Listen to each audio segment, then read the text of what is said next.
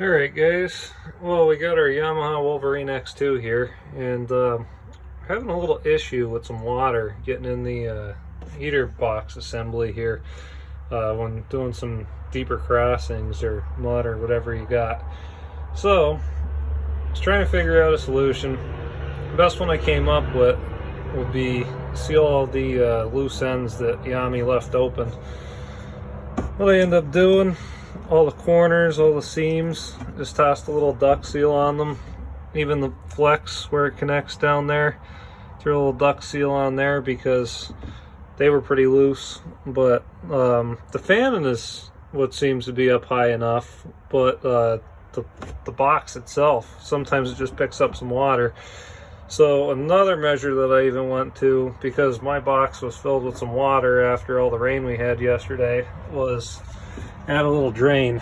So if you look down at the bottom corner down there, end up using a silicone plug out of assortment, and I'll show you guys the assortment I got, but just drilled a little hole down there with the unibit.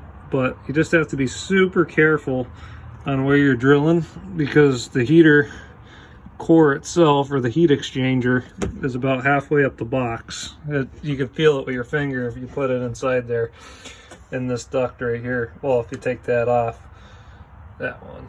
But anyhow, drill a little hole there, put that silicone plug in there, just because silicone has high heat resilience, really good sealing properties. Seal the rest up. Just use generic old duct seal. And here's the silicone plug set. The one I used was the gray one. So let's see here, the gray one I believe is 3/8 to 1/2 inch. But you could use whatever size you'd like, but just be careful drilling in there so you don't hit your heat exchanger.